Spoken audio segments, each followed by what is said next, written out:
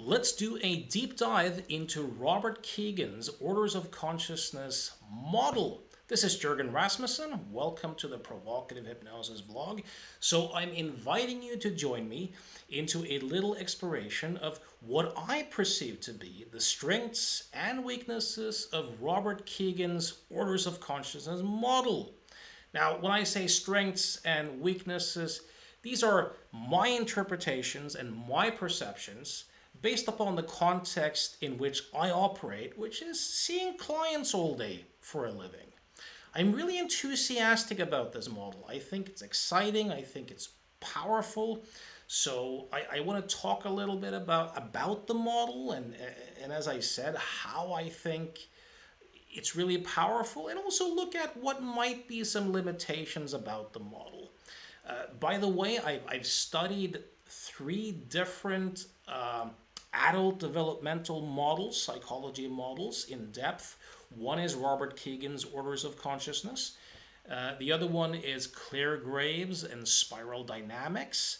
And the third one is Jane Loevinger's Ego Development, which has been further refined by Susanne Greuter. Of these three models, I think that Robert Kegan's model is the cleanest, the most useful, and the most relevant in terms of helping individuals. So what is this model about? Well, it's a model about how the self evolves.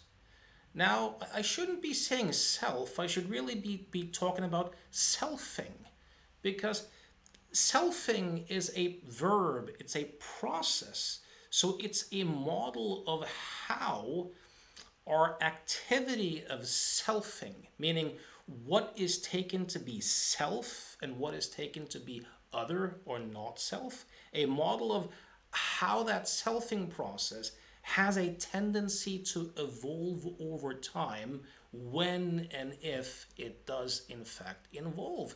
Now you might ask, well, why is that so interesting, or why is that so relevant? Well, if you spend time with clients, you'll realize that people only really suffer with self-referential thoughts and feelings, meaning it's only when thoughts and feelings seemingly get turned into a self that there's an automatic identification with them. It's only then when we really strongly suffer with thoughts and feelings. So a useful roadmap or model in terms of how selfing happens, how it gets constructed and deconstructed and reconstructed is really, really exciting. Now, of course, already here we get into one potential weakness, because I can't remember who said it, but someone once said that all models are wrong and some of them are useful. And this is surely the case here as well. You know, there's a really important to remember that this is just a model. It's a way of looking at things. It probably doesn't completely hold up, nor does any model, but there's uses in it. At the same time, you know, viewing people through a particular framework or model is limiting, because what we easily end up doing is projecting things onto people based upon a theoretical framework, which may not necessarily be relevant to someone's experience. So there are pros and cons in terms of this. Now, Kegan's model is a constructive developmental model. So by constructive is honoring that we humans don't passively just react to the environment. For example, our emotions aren't triggered by something out there. They're actually constructed. We actually actively construct our experiences. Kegan would say, being human is making meaning. You know, we humans are storytellers who actively construct our own experience. The developmental part is the recognition that there seems to be these structures of consciousness, if you will, or these particular ways of making meaning that express themselves through us, and that when we evolve to more complex meaning making systems, we tend to do so in a kind of sequential and rather predictable way. Now, Kegan has a subject-object orientation. I'll have to define this a little bit. So by subject, he means the ideas and assumptions that have you, that you're fused with, that you don't have perspective on, that you view the world through. That is what's meant by being subject to something. Object is an idea that you can look at, that you can have a relationship to, that you can contextualize.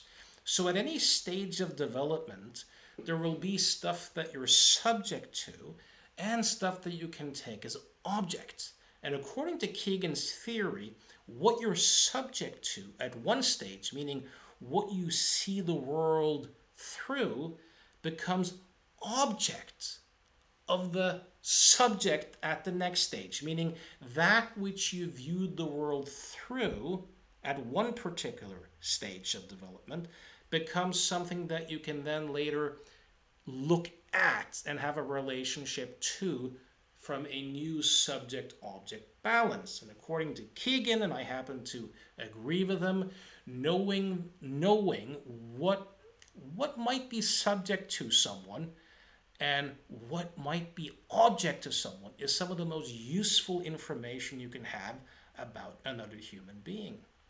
Why, might you ask? Why is this useful? Well, what you're subject to and what you're object to will determine what is self and what is other or non-self. That's kind of interesting. Also, what you're subject to and what you're object to, tells something about what seems to be reality and what seems to be a perspective or an idea. What you're subject to seems absolute. What you can take as object seems relative. So a subject-object balance, if whatever you're subject to looks like who you are, it looks like reality, it looks absolute. What you can take as object doesn't look like who you are per se, and it looks more like a perspective or an angle or an idea. Knowing something about what stage someone might be operating from or which transition between stages they might be in tells you something about how they, not only what is self and what is other and what seems to be reality and what seems to be a construct, but it gives you valuable information about how they conceptualize conflict. Is conflict, for example, exclusively something out there, or is it more internal, or is it more of a both and? It tells you something about the relationship to authority. It tells you something about their ability to take perspective. It tells you something about what they can take responsibility for, what they might even be able to conceptualize that they possibly could take responsibility for.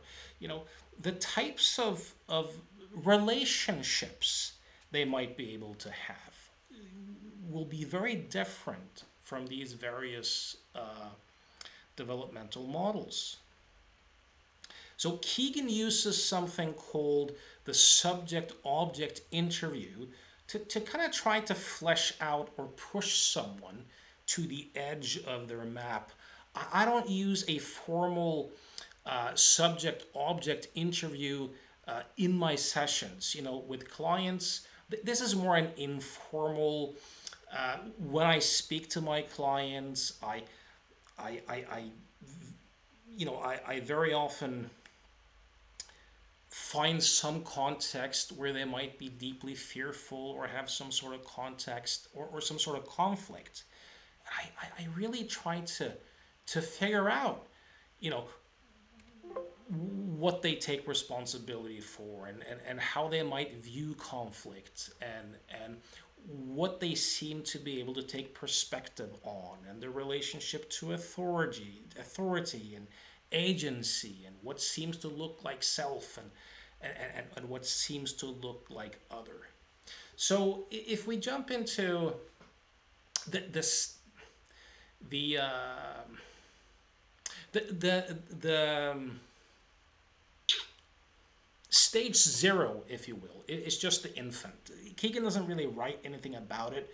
It's just kind of the context that the first order of consciousness emerges out of. The first stage of consciousness or order of consciousness would be a child who is subject to his perceptions, his feelings, and his impulses, right?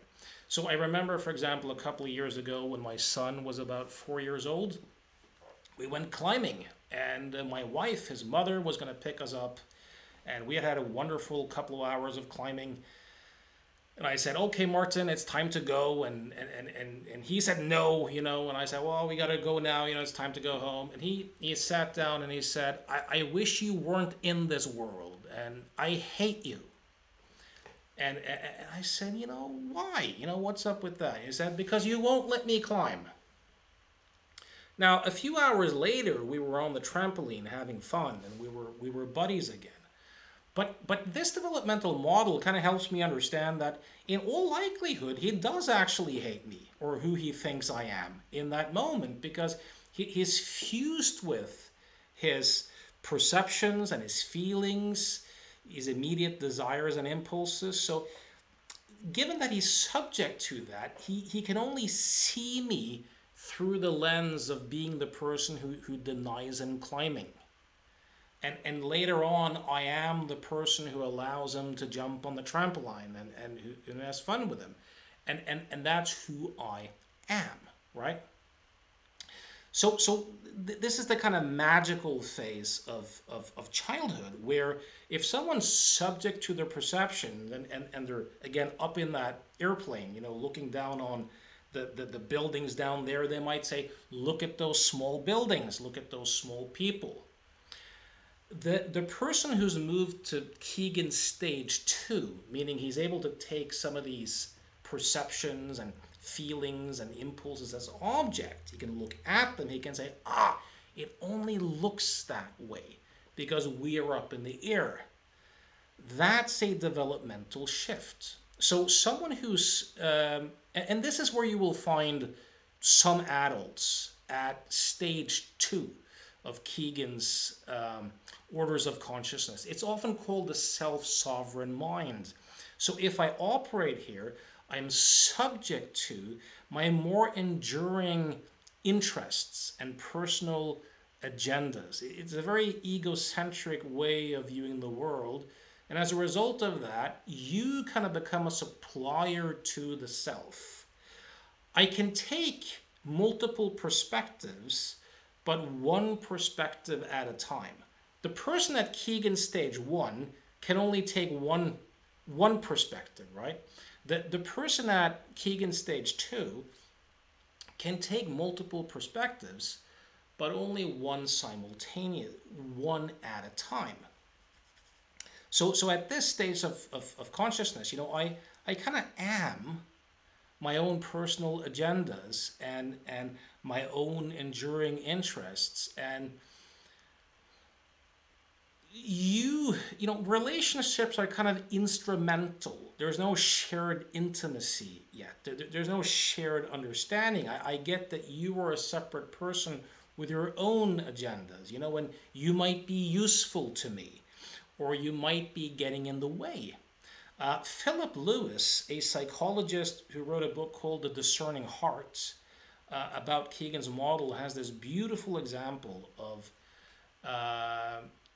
a young man who walks up to an old woman on a street corner, grabs her bags, escorts her, over the road, and the older woman says, well, thank you, young man, but I was actually waiting over there for someone to pick me up, So This young man, helped the old woman because he had a perceived need to be helpful or useful.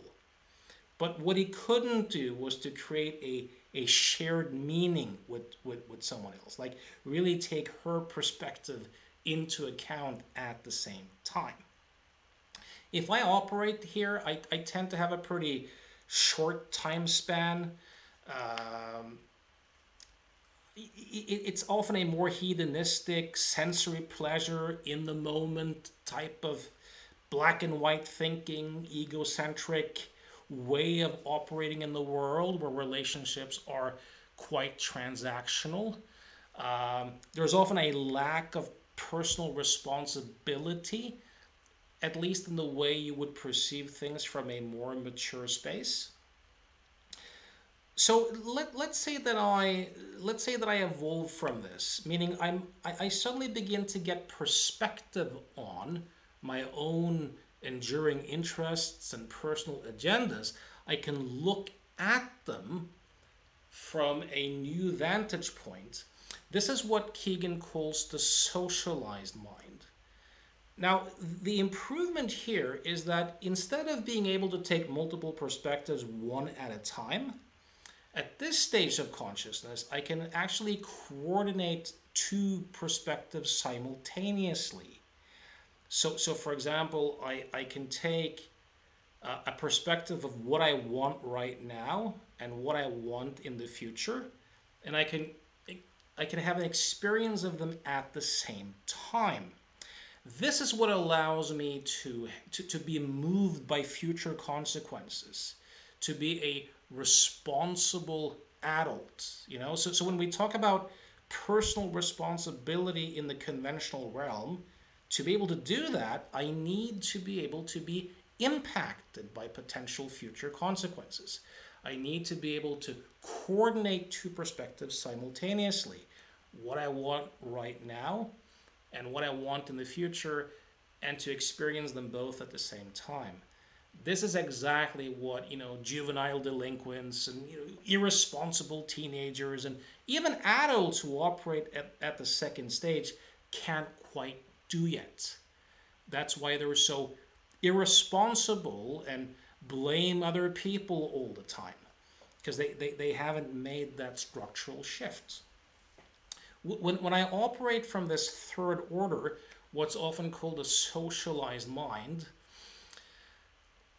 it's this capacity of constructing a sense of self that's interpersonal, meaning I internalize some societal ideology. It might be a religious ideology, it might be a political ideology, it might be a martial arts you know ideology, or the ideology of a sports team. I internalize that ideology, and I kind of co-construct my sense of self with the assessment of how well am I living up to that said ideology. So let's say I become a Christian, for example.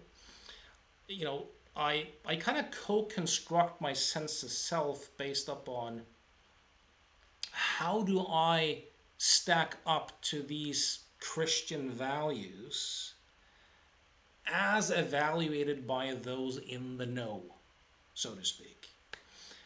Or in a relationship, for example, let's say that your romantic partner is disappointed with you, or you know rejects you in some way, and you're Kegan stage 2. At Kegan stage 2, relationships are kind of transactional. It's, I scratch your back, you scratch mine. I might care that you're disappointed in me or angry with me at Kegan stage 2, but it's more a care in the direction of, if she's disappointed with me, maybe she won't, you know, want to do certain things with me. Or if my mother's feelings are hurt, maybe she won't lend me money the next time. It's more that kind of instrumental. But at the third stage, now for the first time, you can have loyalty, shared meaning, mutual experiences. That if my romantic partner is hurt, I will, what I think her experience of me is becomes part of how I experience myself. And that's extremely different. So at this stage of development, people can be idealistic. To be able to do idealism, you have to again internalize some sort of ideology or some sort of societal standard, and have your sense of self become dependent upon how well you seem to be living up to said ideology, right? So society or part of the society becomes part of you, and you become part of it. You know, what this stage of development also opens up for are feelings of guilt and having a conscience, these sorts of things. If you talk to someone at Kegan stage 2 and they claim to have guilt, and you kind of push them on how they experience it, you'll notice that it's more a form of worry. As in, if I get caught here, or I get found out, it might have certain consequences for me, and I'm worried about that. Versus the guilt at stage 3 is more, if I hurt my romantic partner in that way, or if I act like that towards certain family members, then their experience of themselves might become diminished, and that feels horrible to me. It's a very different form of guilt, because you have internalized certain standards. What you also see at this stage 3 is a new form of subjectivity. So a person at Kegan stage 2, the self-sovereign mind, he has thoughts, he has feelings. The person at Kegan's socialized mind, or stage 3, they have feelings about feelings. They reflect, they can take more of their thoughts and feelings as objects. So they're more psychologically minded. This has been extremely useful for me, by the way, in terms of seeing clients, because a lot of people, when you work someone who has more of that Kegan stage 2 thing going on, you'll notice that, yeah, they don't really have feelings about feelings. They don't really self-reflect. They don't have that rich subjective inner world to share, to talk about their feelings, and to put. It's extremely difficult for them. It's not because they're being difficult. They just haven't developed those capacities yet. And then you can either try to help them develop more of that, or you can work with them in a way that doesn't require those particular capacities. This is important. Now, most adults seem to be operating, in my view, from Kegan stage 3, and there being some movement towards Kegan stage 4, the fourth order of consciousness, or what's called a self-authoring mind. This is the kind of ideal of an adult in Western culture, but the irony is that most adults do not, in fact, operate here. So at Kegan's stage 3, we are kind of subject to the cultural and social norms that we have internalized. Kegan stage 4 is about beginning to take that as object, taking a step back from the culture, the cultural norms, the societal standards, taking a step back from your relationships, and beginning to have your own take on it, developing more of that inner seat of authority and evaluation. This is really becoming more an autonomous, independent adult who really thinks for him or herself, right? Um, Look at, for example, look at, for example, how, if we take guilt again, A person who's self-authoring may also feel guilt, but it's more about violating their own standards of what they think is acceptable behavior. They kind of have their own inner system of values that they run everything through. Or let's take personal responsibility. If you live in a culture where the socialized mind is dominant or the leading edge, then the way personal responsibility is conceptualized is, look, how to be a man, how to be a parent, how to be a husband, how to be a good worker. It's pretty much defined for you through the culture. Authority is external in a sense. So you show up on time, you do the tasks that are assigned to you, you follow protocol. To the extent that you're able to do that, you're personally responsible according to a more socialized mind. But for a more self authoring mind, personal responsibility then might be, look, it's not about living out society's norms, and it's about taking a step back and deciding for yourself, using your own seat of judgment to decide what type of father you want to be, or what you think is the right way to lead, or to be a man, or whatever it might be. It's a different form of personal responsibility, which requires that you take a step back from the cultural norms that you have internalized as part of the socialized mind.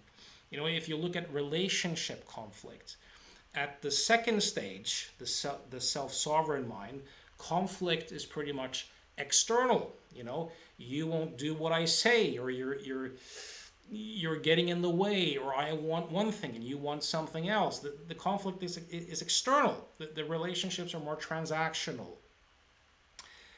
The romantic relationship conflict with too socialized mind is more of that romantic, we're soulmates, we share one mind, we share, it's that mutuality, that shared being or shared experience, an emphasis on sameness in a sense. Difference is more threatening, right? A romantic relationship between two self-authoring people might be less romantic in that traditional sense. It might be deeper in terms of intimacy, but it's more this project of two independent whole people entering into the relationship and creating something together.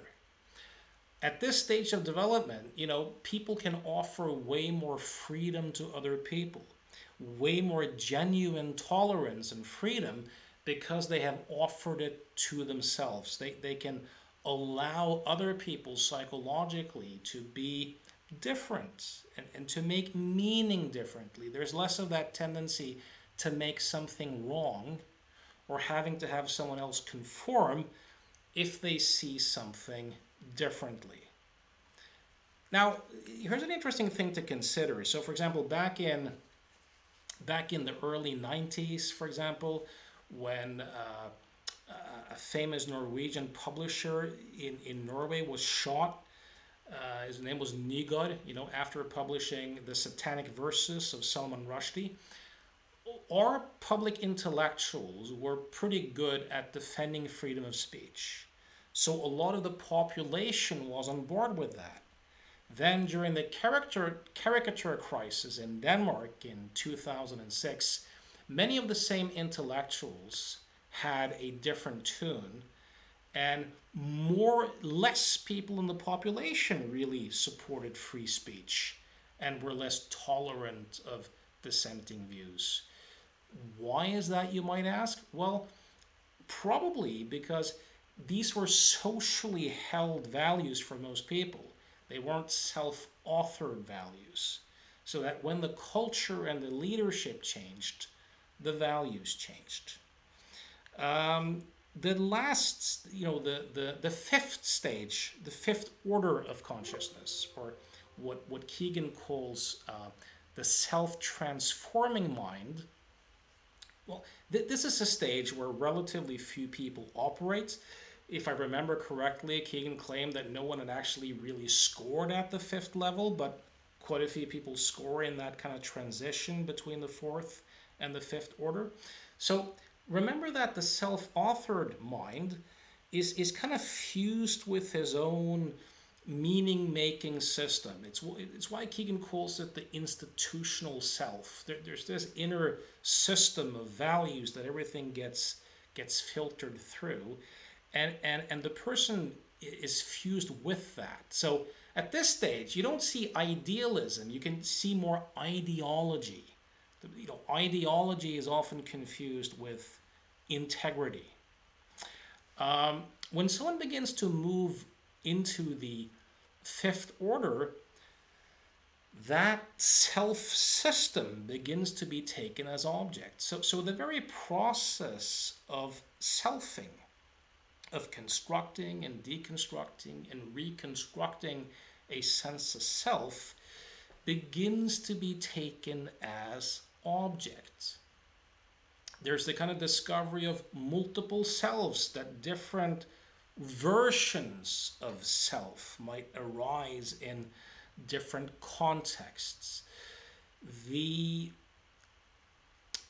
way conflict is conceptualized is slightly different. So, in the fourth order, if two people have a long-standing conflict, it's this idea that I am a separate, distinct whole person or self, and we have a conflict between you because you have a very different way of thinking, and we can understand each other and find a way to live together despite our differences. But the differences are attributed to be out there in the other person.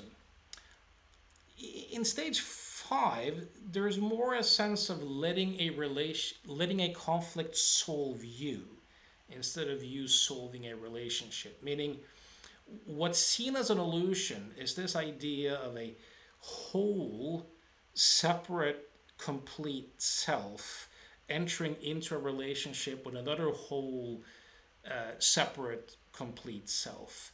There's more this sense that we're pretending at completion. And if you and I have a long-standing conflict, it might be that I am overly identified with one part of the polarity.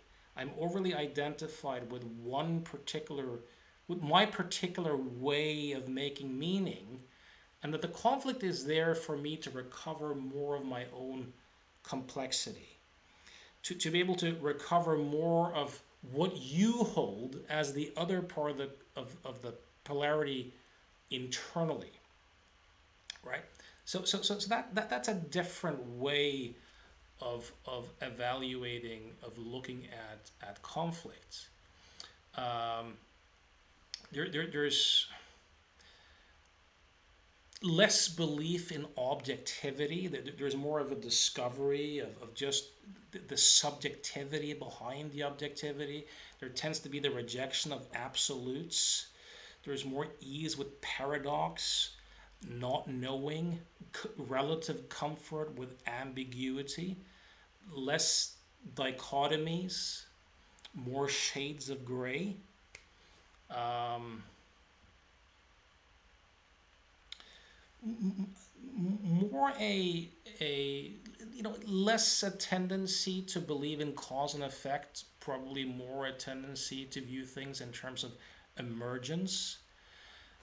If there's less identification with this particular way of meaning making, more a sense of being a truly interconnected being, and identification with humanity or life or living beings itself, a true appreciation of just how interdependent our realities are.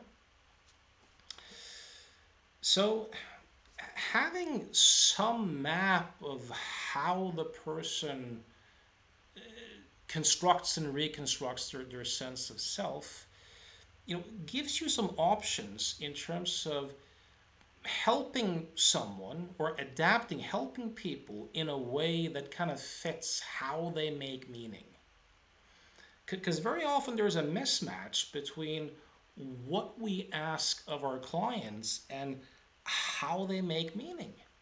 So for example, I was really, my mind was blown when I first read Robert Kegan's excellent book, In Over Our Heads. And there's a chapter there. If you work as a psychotherapist, I kind of recommend going to that chapter first. It's called the undiscussed demands of psychotherapy, if I'm correct. And Kegan writes about, in the 60s, how three giants of psychotherapy, Albert Ellis, Fritz Perls, and who was the last one? Carl Rogers, all worked with this woman called Gloria, and none of them were really successful with her. And Kegan makes the point that she was operating from a mostly socialized mind. And all of these psychotherapists, Ellis, Rogers, and Pearls, were kind of presupposing these self authoring capacities that she didn't seem to have. And when I saw Kegan in 2011, I attended one of his courses. I asked him, what would you do? And he said, well, I would try to build a bridge between that kind of socialized mind and the self-authored mind to kind of pace that socialized and see if we could evoke more of those capacities. But I remember when I first read the book, this was in 2007 or 8, early 2008.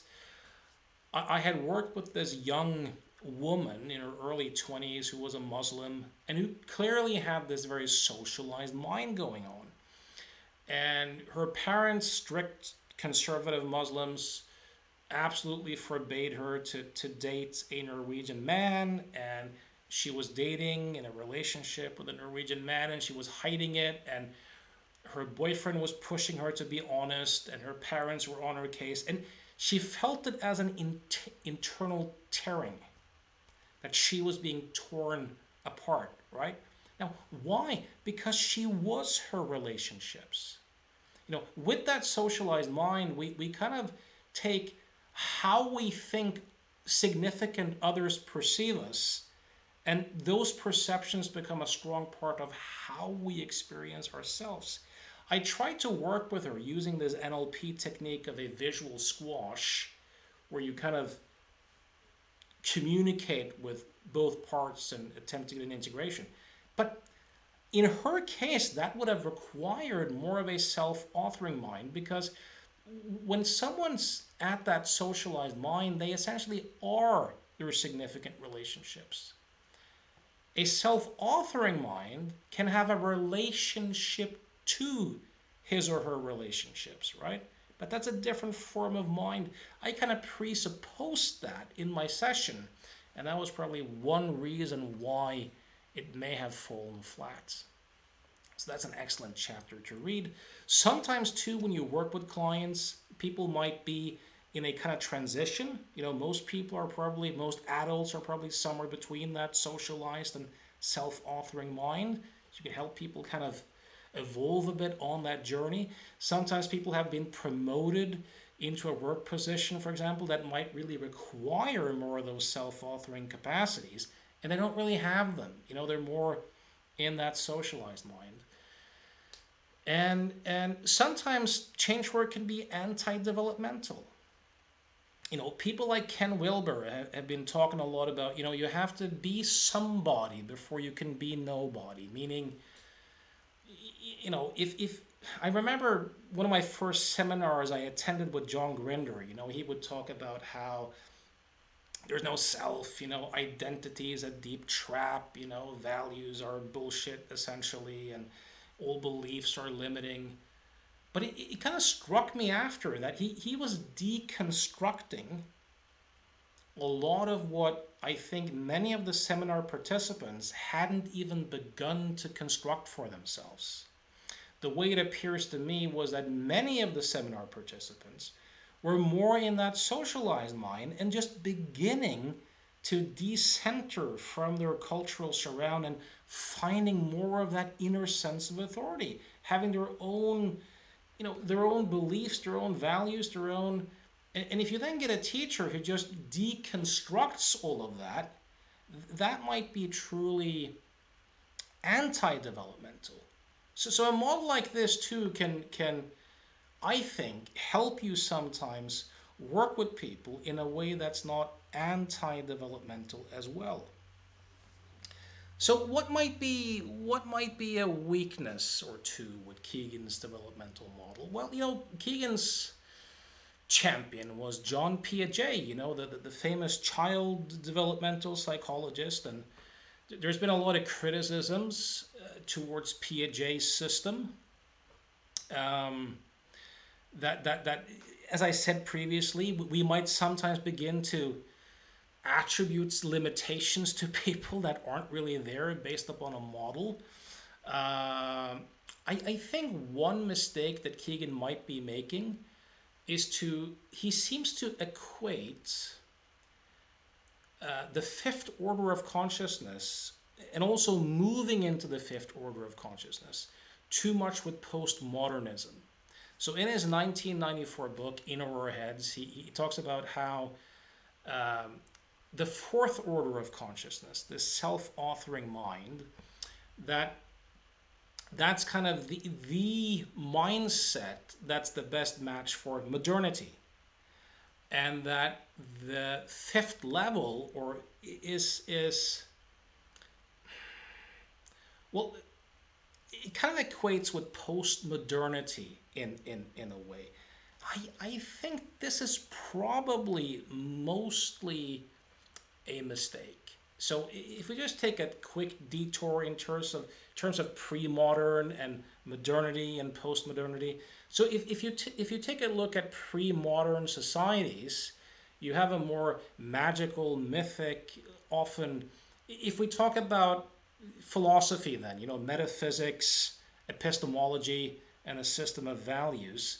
These pre-modern societies, well, reality is often there's often a kind of duality between spirit and material, and our ways of knowing is faith. And often there's some distinguished people like prophets and sages who have special privileged insight to revelations, and the priest, for example, and our ways of knowing is faith and essentially being told by those in the now, and the values are often some form of self-sacrifice, altruism, sacrifice yourself now for reward in the afterlife.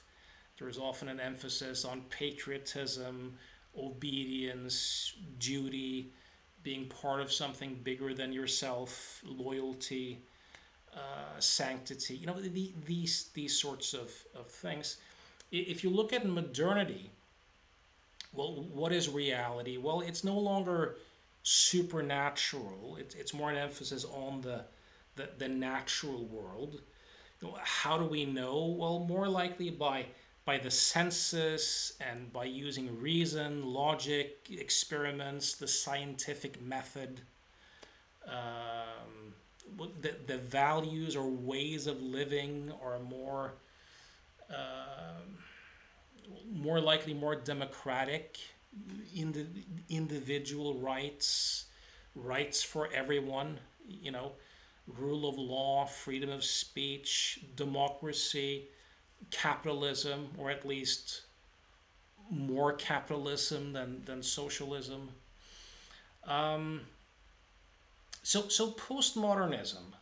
Um, Here's the so postmodernism is of course this kind of this stance of relativism that essentially says that there are no truths, there are no absolutes, no culture is superior, everything is kind of socially constructed, there's nothing to stand on. um, there's a philosopher called Stpehn Hicks. I highly recommend his lectures. I highly recommend his book. Is it Explaining Postmodernism or Understanding Postmodernism? One or the two. It's an excellent book, and he makes a quite different point where he says that postmodernism is a political, rhetorical strategy of the kind of far left. And what he talks about is that socialism, Marx, so if you look at the postmodernists, you'll discover that they're pretty much all far to the left politically, right? Which is kind of interesting in and of itself.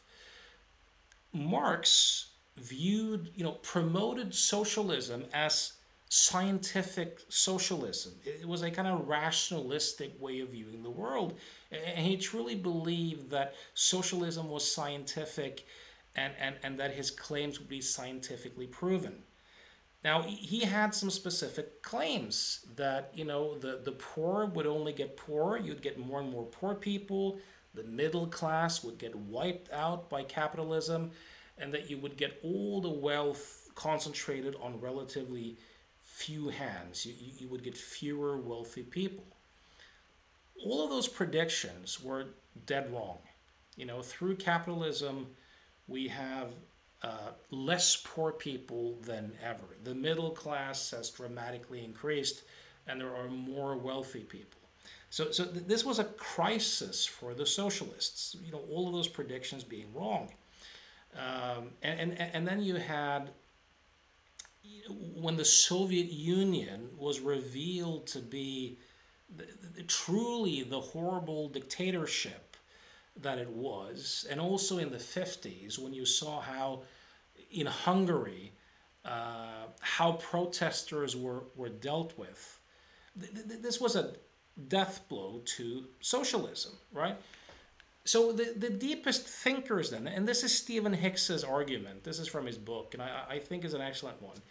He views postmodernism as a kind of rebranding because, as he points out, if you believe in socialism and you're identified with it, it's your identity, you truly believe in it, and the facts of the matter does not fit your theory, what do? It's a crisis to change, or you could do something else. You could attack reason. You could attack reason and facts and logic and say that these are all arbitrary, these are all socially constructed, these are just stories and narratives of privilege and domination. That's a good political strategy. Now, anyone who has, discussed with postmodernists or spent time with them will have noticed these contradictions, so, and Hicks points out some of them, but many other writers have pointed out these as well, and they are, there's no truth except for the truth that there are no universal truths. No, all values are subjective and culturally constructed, but racism and sexism is just objectively bad, right? Technology is horrible. It's a disgrace that some people have so much of it, and the postmodernists talking about tolerance, tolerance and diversity and domination being bad. But whenever postmodernists come to power, there's a vindictive, nasty intolerance, political correctness in place. So again, Kegan wrote his book in 1994.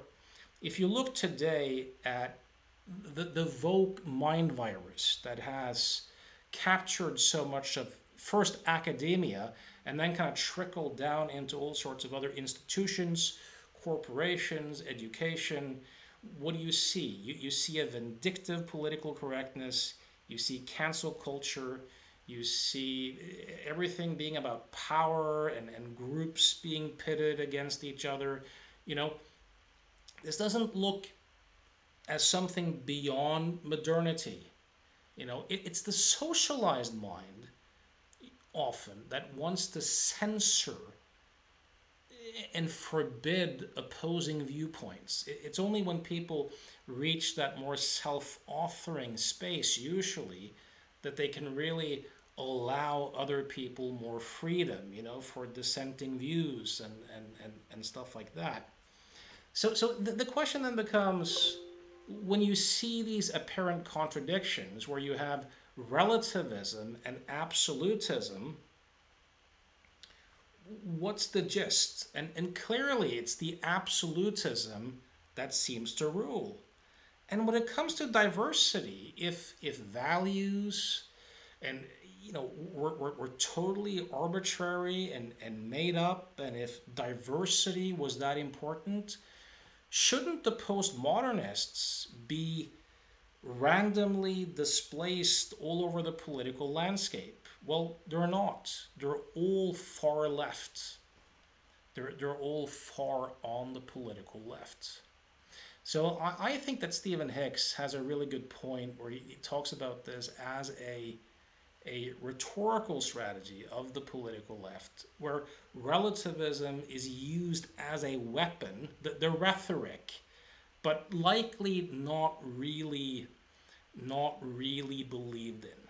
Now, as a counter argument, in Kegan's book, In Over Our Heads, he talks about the deconstructive postmodernism, where people often have this kind of anti-Western, anti-capitalist,